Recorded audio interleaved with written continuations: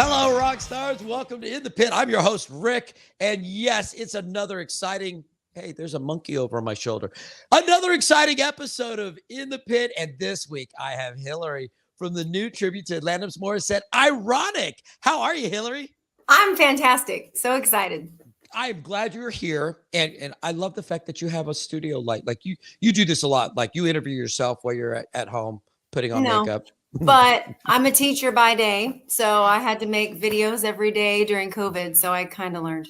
What are we teaching? Music. Oh, you're the cool teacher. It's so fun. It's so fun. Never a dull moment. It's great. What age group? Kindergarten through 6th grade. So I get all the kids. I got about 700 kiddos. Cut me loose with kindergartners. Are you kidding me? Like, holy crap. We could have fun together. I'm just saying. For real. I get them every single week. I get in there and I have so much fun with them, telling them, I'm going to kiss you on the head. They're like, and the boys go, and the girls go, no. It's pretty fun. And they don't send you to HR for that? No. But I really tease the kids and tell them that their parents signed a permission slip and said, yeah, today's the day that I get to kiss you on the head. And they're like, I was going to say, they told me that crap too, but that's because they had a paddle. Whole different stream we're going down here. Like, wait, are you saying that they lied to me about the whole paddle thing? Well, it depends on the school, man, because there are some, not in this area, not in DFW, but if you get outside West Texas, they still whip them? I know that as of 8 years ago. Oh, my God. Yeah. We used to brag about it. Like, yeah, I got 3 licks. And you're like, you know, the fact that you could sit there without squirming, and even though your butt's on fire, because, you know. But you have to keep it. Mm-hmm. I was like, and then you go away and cry. Mm-hmm. No, thanks for having me today. I'm super, super psyched. Thank you for being on. I will tell you, anybody who's watching that was at the show, your first show was off the hook. I could not believe how many people were out at Grandscape. It was a huge crowd. It was awesome. I'm going to ask a couple generic questions, but the rest of it, I won't be. Again, when did you know? First of all, how long have you been an Alanis Morissette fan? Okay. Chris Wilde, it was his great idea. And this is kind of cool because everybody's shocked when I tell him this part. He asked me it was August, and he comes up to me and he says, hey, I've been thinking about putting together an Alanis Morissette tribute, and I'm thinking you'd be perfect for it. And I go, I'm honored. I said, but like, I only know like 3 of her songs. And he goes, what? I said, yeah, I wasn't like a huge fan. And so I don't know that I'm the right person for this. And he just was shocked. And I go, how about you let me go home and do some research? If you can give me 24 hours, I'll have an answer for you. Let me literally dive in and find out what this is all about. And you woke up with like a beanie cap on, and you're right. Yeah. Exactly. And and I should have brought that in here. Dang, I do have that. But so anyway, so I dove in, and I don't even know what to say. Like, breathtaking, her music. And now it's like every week I have a new song, a new favorite song. She's incredible. And the person she's become past where everybody knows, you know, that angry young girl. Yeah. And as going into motherhood and a marriage and all those things, her writings just become so much more phenomenal. And isn't it funny how that happens? Like, all of us, obviously, we're all angry. Well, I was angry in my 20s. Yeah. But then you kind of grow up, and yes, the whole life takes off, and it's a million miles an hour. And some of the artists that we think we know, we know them as a time capsule from that moment in time. And that's what I always tell folks. Like, if you're a musician, when you go in the recording studio, you're just capturing a sliver, a blink, a photograph of a moment in time. And, you know, then she had and her career was whirlwind early on. Like, she was like, boom, mushroom. Yeah. And she was everywhere. And that alone has got to take a toll on you as like crash course 101 into rock star world, when the entire planet's looking at you and you're everywhere. And you're a kid still. I mean, she was a young lady, but you know, you're still kid.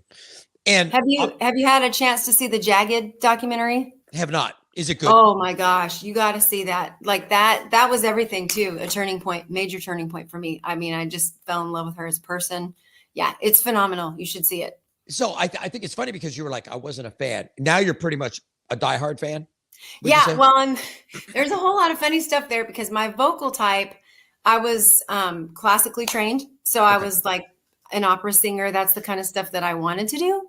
And it just didn't work out that way. I decided to get married, have kids, and, go down that route. But anyway, my vocal type was not Alanis. So that was the next thing I was telling Chris. I'm not sure I can pull it off. I'm just not sure. So it's been months and months of work. But I'm loving it so much. It's like I've found a whole different way to emote my own energy and emotions. So I know, absolutely I'm loving it. But well, I will tell you the whole persona, like the outfit, the band, you guys were great. Like you came out, you captured the essence of it. And unfortunately, there's a lot of, I've seen so many tributes out there, and there's some great ones. And then there's some folks that are doing it just because they just want to get on stage and, do something. I happen to be a big Green Day fan. So yes, Green Day was not a big issue for me. I'm a Billy Idol fan. I happen to enjoy it. I had the same when I did Sedated, when I did the World's Greatest Ramone tribute. I had to learn the Ramones. And it's funny how quickly you dive into the role and then how you gain a love of it, and you start going, wow. And for me, I didn't realize how my drumming style had been so influenced by the Ramones. I just didn't know until I learned about it. But for Atlantis, and I remember being in the Seattle scene in the early 90s. And I remember when she came up and again, she was so influential. She was part of that whole kind of grunge explosion. And man, you absolutely captured the essence of her. I loved it. I will tell you, when you went out in the audience though, is there a certain amount of like nervousness when you get up close with the people's? No, I love that kind of stuff. For me, the whole performance piece is all about everybody's there for an escape. That's what we're all there for. Yeah. Even the people on stage. That's it. And so it's like, and if you can it's about the connecting. In fact, that's probably a little bit of the hardest part for me with the Alanis thing is she doesn't really make eye contact on stage. She's kind of more off into the distance and into her thing. But she does connect with her audience. She's talked about that, but it's more like that energy piece. Yeah. And so it's been kind of finding that balance of being myself, but her at the same time. But anyway, going out to the audience, I didn't make a plan when. I just knew that I was going to get out there at one point, and then it was like, oh, now's the time. So that was spur of the moment.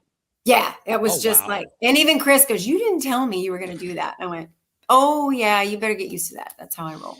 So yeah, I got to ask, when you get on stage, is it still Chris's band, or do you take over and you're like, no, this is my band now. He's the musical director, but they will tell you I was busting their chops about the clothes. I was like, did you notice they were in purple and black? I did catch that. And I actually, we showed up and because purple is my wife's favorite color. Amy loves purple. Yeah. And so I show up and I'm like, why is everyone wearing purple? I wore black. Did I miss the memo on this? No, it was just a silly me thing. No. Well, it was International Women's Day. And they had a booth right there, and I turn around and it's purple, and I'm like, oh, it's International Women's Day. Oops. Yeah.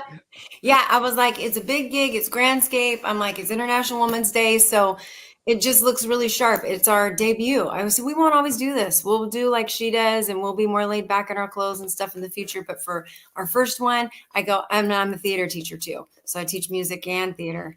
So I'm like, that visual thing is huge, and we've got to look sharp. So. Okay. You just got a piece of my heart. I am a big advocate of, we're not just musicians. This is theater. Like we are actors. Being a musician is just, it's a tiny part of what we do, but we're here to put on a show. And I go see some bands sometimes, originals, national artists, and they stand there and do this. Yes. And I'm like, okay, I could go home, put the CD in. Well, nowadays I just watch it on YouTube. Go, and it's more entertaining than what the crap you're giving me. I I'm not saying you got to jump around like Pearl Jam did back in the day, but I'm saying, you know, like enjoy your music, get into it. Give me a show. I mean, Right. please. I agree with you 100%. That's what the And- people want to see. They want to connect. And like I tell my guys, I'm like, I don't expect everything to be choreographed, but there's a few places in the show where maybe we all come together, or I mean, like just loose choreography. Yes. And I deal with that in Rebel because we have a vet, and a vet show is again, hell of a dancer. And she's always choreographing stuff. So in my mind, I still have that. Have you had to talk to the guys like, okay, when I pull back, you guys come up, it's now your moment to shine, or no, are they natural? We didn't do any of that. Okay. In fact, I surprised them. They didn't know. There's a great moment. There's a couple videos out there that show it, but an uninvited, that's where I run off stage to change. Yep. And they've got this jam session deal they're doing. And they didn't know that I put their pictures behind on the stage. So it's them like what they are now, and then them as a baby picture. She did that in one of her shows. She introduced the band at the very beginning, which I thought was so cool. I'd never seen that done before. So I introduced the band in the very, very beginning with the pictures running, but during Uninvited, I let the pictures come through one more time so that it gives them a moment to be seen and recognized. And so it was cool. The bass player, Paul, comes up and he's jamming out up there, and he sticks his arm up right as his picture comes across the screen behind him. He had no clue. And so later on, I got to show him the picture. I was like, check it out. Like, he goes, I had no idea. I went, I know you didn't know. I made the videos, by the way. I was That's like, awesome. having a blast with that. Yeah. That awesome. So it was really fun so no, we don't plan like the movement on stage. I want them to just have fun and go for it. So. And that's a part of it is how do you emulate the real band? You know, do you try to all the way from the costumes down to their body movements to, or do you just get up there and give the impression, you know, and celebrate the music? And there's multiple ways to tribute some of these artists. I'm always torn, you know, with us basket case. It's always, we are a celebration of Green Day. So we're not wearing wigs. We're know, we're not going that far. Right. But I want people to come out and have a Green Day like kind of experience, like fun, high energy.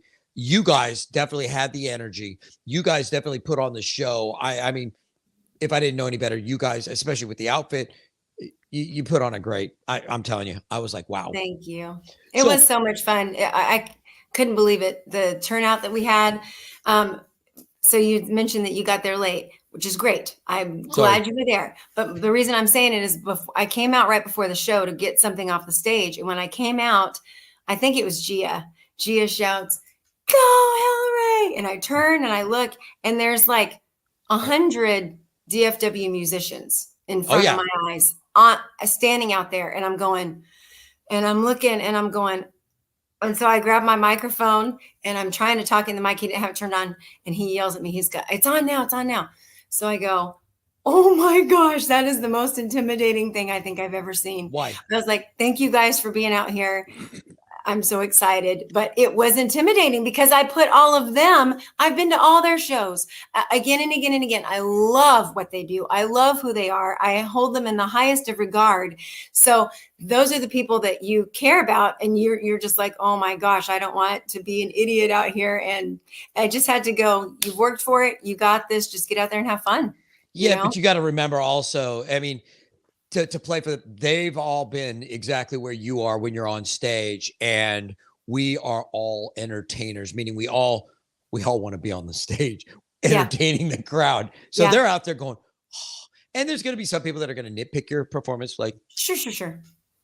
Oh, I saw that. And you're like, really? I'm the kind of guy who's like, screw that, get up on stage. If you've got the cojones to get up there and throw down. Because everybody in the audience, really, even non-musicians, and I know this, even non-musicians, they wish they were up there. It's having the guts to actually get up there and do it. And I've had to tell this to a couple young musicians that are dying to get on stage, but they're terrified. And I go, stop. You know how to play. You know how to entertain. The rest of it, just get up there and do it, because everybody wants to be up there. They just don't have the guts to do it. But it's easier to be up there. And it's easier to be up there in front of 20,000 people than it is in front of 20 people. I promise you, I know. So I'm like, I will gladly, like, your sea of people. I was like, oh my God. I'm a big ham. When the more people you give me, the bigger ham I am. Yes. You had a phenomenal turnout, and you did have a who's who. It was but that almost sets the bar, and that's gonna be my next question: is where do you go from here? Because is the phone ringing off the hook, going, "Hey, we want to book you guys because you had a successful show," or did you already have a lot in the hopper coming into this? No, we lucked out because we had not planned to try to do anything till April. Okay. That was when we thought we would be ready. And Grandscape contacted us. And so they said, we're doing this Women's Day thing. Would you guys be willing to do this? And I'm thinking it was January when they asked us, and we had just had our first rehearsal. And our second guitarist wasn't even there yet. We had just asked him the next week. And so we had to tell him, by the way, we've got this show in 8 weeks. And he's going, what? And we went, yeah, well, we can do this, but yeah. But everybody in the band is a proficient musician. Very much so. Like, phenomenal what they do. If you don't draw a line in the sand, that line will continue to move farther and farther out. So sometimes those are the kick in the butt that you'd have to have, like, okay, draw the line, do your homework. Otherwise, you you'd have taken you would have sauntered towards the first show, where this one was great because we had to like make sure at that point we were doing, we learned 4 songs of rehearsal. And so we had 8 songs when they asked us, will you come do this? We're going. And so super hyped, but then it gave us something to work toward. And yeah, I want to know how they knew about you if you weren't even out there yet. I know. I mean, we had a Facebook page, but I don't know. I tell the guys it was them. I'm like, it's y'all's notoriety and who you are. It had to be that. I don't know. Wow. So, yeah. I mean, we're just like, whoa. Now, does it look like you're going to have a busy summer? I think so. We got all that footage and stuff. So now we're going to be shooting out promotions here and there, but we did get Texas Live for May 14th. Nice. I'm excited about that. It's on the outside stage. Yeah. And it's Star Wars night. So it's going to be fun. Wait, May 14th? Well, they don't have a show, listen to me, a game on May 4th. So May 14th is when they're going to do Star Wars night. Yep. My son's birthday is May 4th. So we are Star Wars junkies. So yes, May the 4th be with you. Trust me. I don't ever miss my kid's birthday. I mean, I was there the day, but I'm just saying that's like, and my wife is not a Star Wars fan. So you've got 2 little Star Wars nerds in the house, and that's great. She's like, you understand why I watch serial killer and forensic shows? So when you 2 disappear. Yeah, that's funny. Just say, oh my Lord. And I will tell you, you guys are going to pair up incredible with so many bands in the scene. I'm excited about that a lot. There's a lot of potential. Yeah. Now, am I going to get slapped if I say I'm not a huge Alanis Morissette fan? No, I told you, I wasn't either. But I was so impressed with your show. I'm like, basket case, I want to play with you guys. Oh my gosh, that'd be fun. That would be great. We should. That would be so fun. You guys really did put on such a phenomenal show. And I sat there because we were by that booth, and I was watching your show, and I wasn't really even critiquing it. I was having fun just being a fan, and I enjoy when I get to go to shows, and sometimes I don't even say hi to the bands. I go to shows and I just kind of stand at the back in the shadows and just kind of, and I get to be, I try to be invisible, but my big mouth always gets me in trouble. Watching your show though, and just kind of looking at the crowd. That's one of the things that I do, is I always look at the crowd, and they were engaged. They were engaged. And I thought, you guys are going to pair with so many bands that are what I suspect, just me. I suspect you guys are going to have to really pick and choose what gigs to take. Otherwise, you'll end up playing every single weekend, and you're going to burn out your crowd. Okay, there are some bands that they're playing like Thursday, Friday, Saturday, and the next weekend they're playing again, and the weekend it's like, guys, you're playing too much. You guys are going to have that problem because everybody's going to be chomping at your door, going, we want to play together. I mean, I'm throwing my hat in the ring too. I'm like, I want to play. I love it. No, that's great. I hope so. But I do think we're going to be cautious about playing too much, or anything like that, or in the same areas in a certain amount of time, just so that we we don't wear it out, and then it doesn't get redundant and whatever. People are gonna, oh yay, they're playing again, and be excited about it. So now you guys have 90 minutes of music already, correct? Mm-hmm. Mm-hmm. So where do you go from here? Is it, I mean, you're looking at her catalog going, okay, how do you give all the hits? Which, do you already have them all, or is there a few more? We have most of them. I would say there's a handful of some of the hits we didn't hit yet, which we're working in. And what we think we'll do is kind of trade out some songs, and just, it'll be different every time you come. But it's a lot that we'll do that we have to do. It's funny you say that. Is that the goal? I personally like to play a different set list every single time. Like I change up basket case every single time because we have 3+ hours of music. I want to play a different show every single show.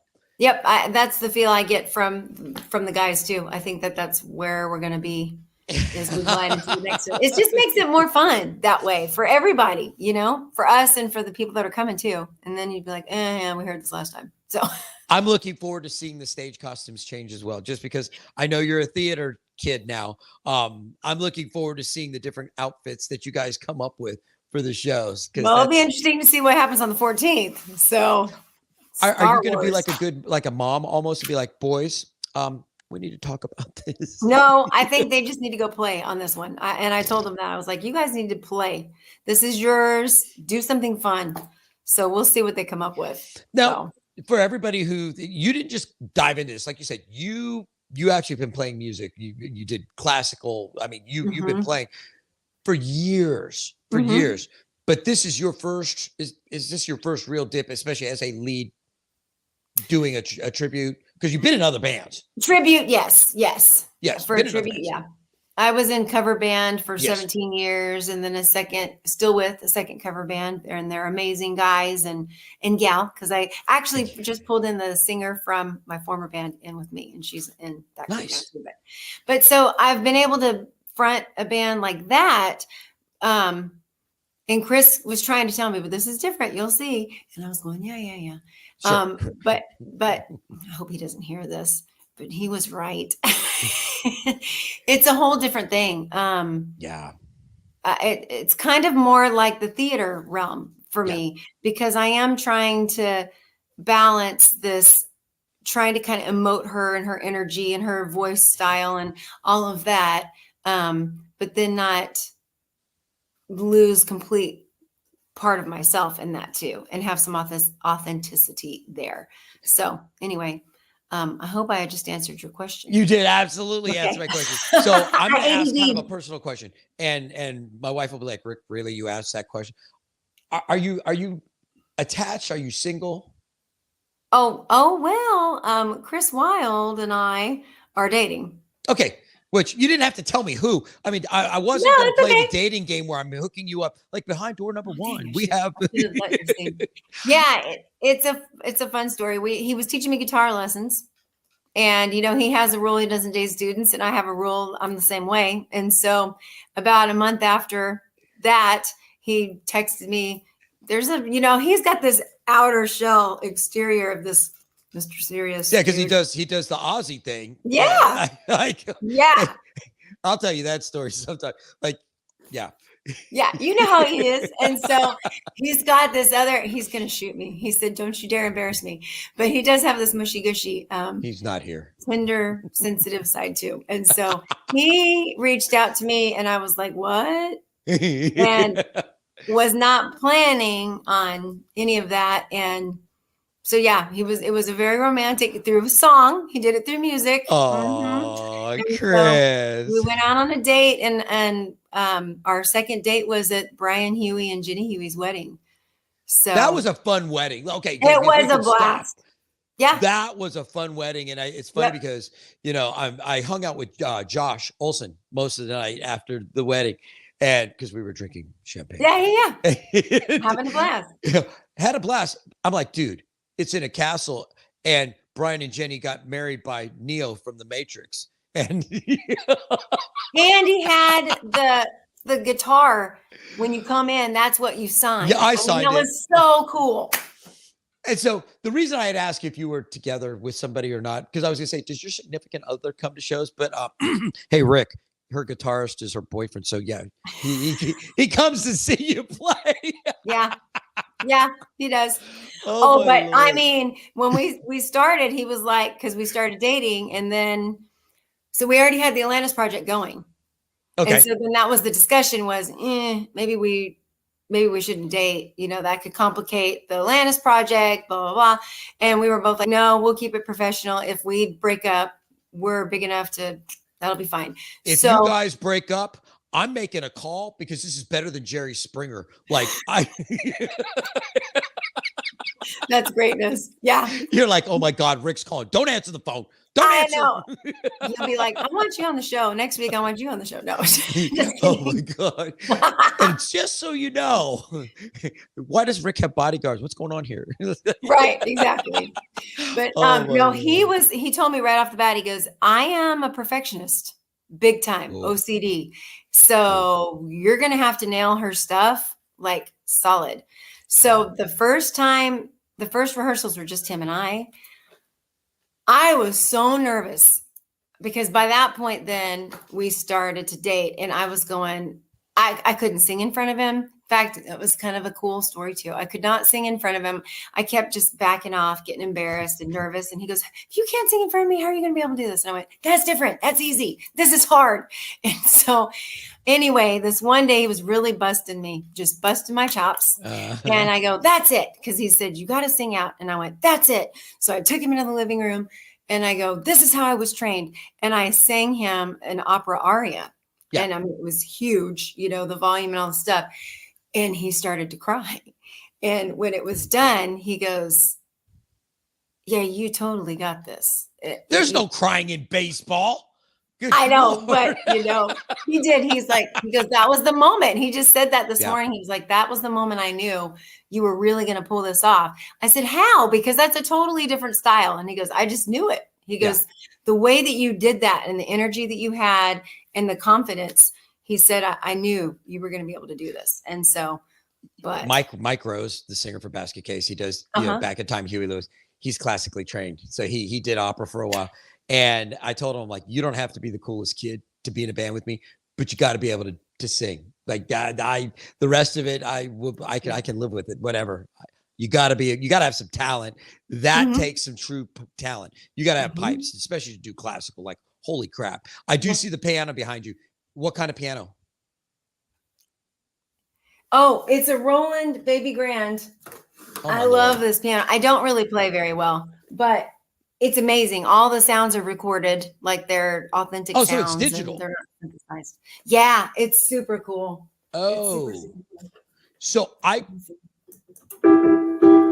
yeah, it's really neat. I grew up, my mom had a player piano, which back in the day, you could put the rolls in and hook them up and hit the button and it would play, air would pump through it, suck through it, and it would move the keys. Or it had these pedals that you could pedal it manually and make the rolls move, and it would suck the air through it, and the keys would move and play. And she had hundreds of it. So I grew up with a piano in the house, and I was always, and imagine me becoming a drummer, which is still a percussive instrument.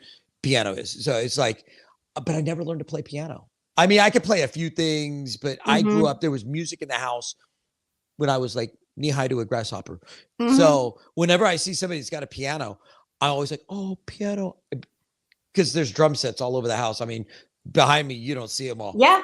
I told Amy, I actually want a piano like in the house because I think I would learn. So I think it's cool that you have one. That's awesome. Yeah. Well, and it was a gift from my dad. So that was an awesome deal. I said, I need to practice. And I said, I want this.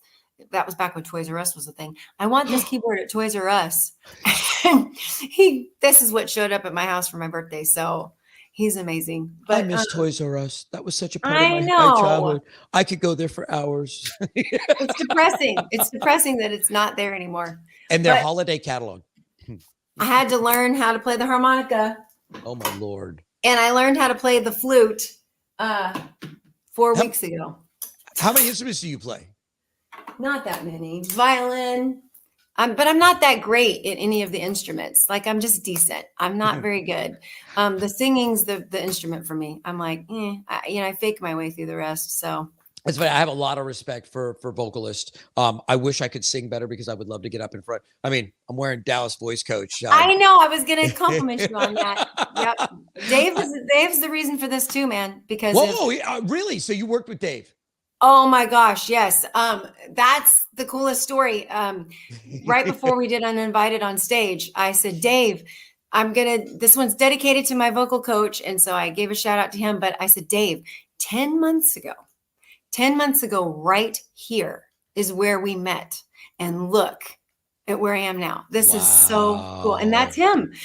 Christy was singing with the Burning Sky Band at Grandscape, and I was watching her sing and I was like, she's good and she's doing it right. That's what I kept thinking while she was performing.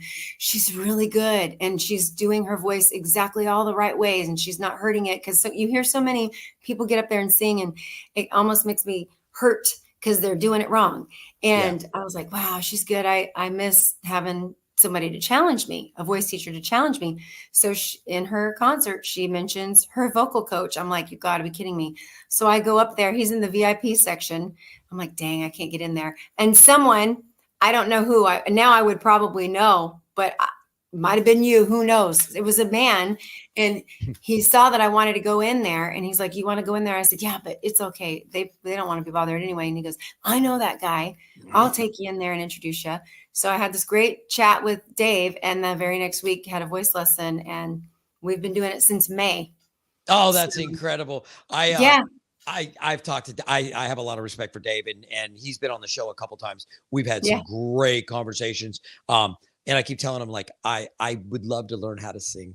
I don't know if there's any help for me. Yeah, always. It's a muscle. Always. If you teach me how to sing, because I don't shut up anyhow, you guys, I'll be out in front of a band and you're like, oh my God, please put that dumbass back behind the drum. You would be great though. I mean, because you can already work an audience. You already have your way with people. So I mean, you would be great. Yeah, don't let me learn how to sing.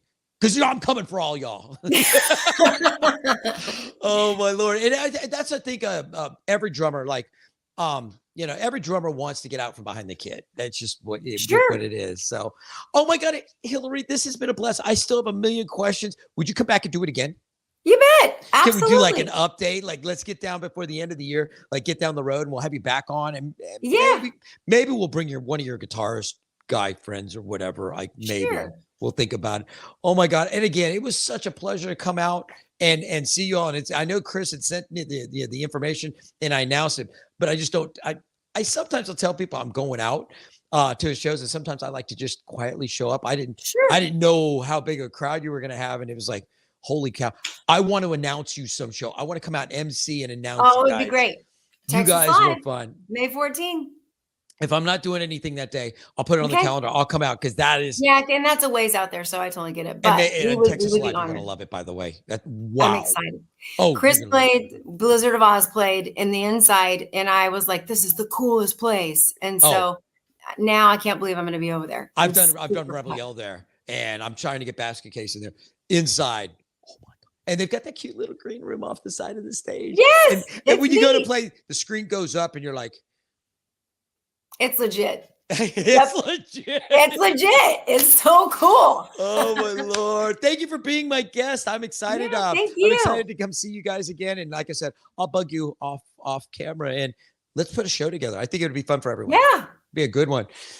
And if it's your first time tuning in, thank you so much. Go to Facebook, like us. Tell your friends to come like us. We like friends. We just like friends. And if you're not really a Facebook fan, that's fine too. You can catch us on iHeart Media. We're on Spotify, Instagram, Twitter, obviously Facebook. We're on YouTube. We have a Roku channel and we have an Amazon channel. So like we're trying to put it out there for you guys to say. And for those of you watching us in Europe, South America, New Zealand, Australia, thank you for always tuning in. You're probably like, these Yanks they're crazy. Like, no, this is just us. We're here in Dallas, Fort Worth. And so we just go out and make music as much as we can and hang out with each other. For those of you watching all over the U.S., thank you as well. Hopefully, we'll be coming to towns near you because we're reaching out to a lot of the national tributes as well. And we do some originals, which I'm hoping the originals, please send me your stuff. I'd love to interview you as well. You can go to inthepitwithric.com and download our app. It's free. It's a progressive web app. You can watch the shows there, but you can also promote your band on our calendar. Or if you just want to see what's going on around town, go look at the calendar. We'll tell you where the shows are to go see. So there you guys go. Be safe out there. Again, Hillary, thank you for being my guest. I am Rick. This has been Hillary, and we will find you somewhere in the pit.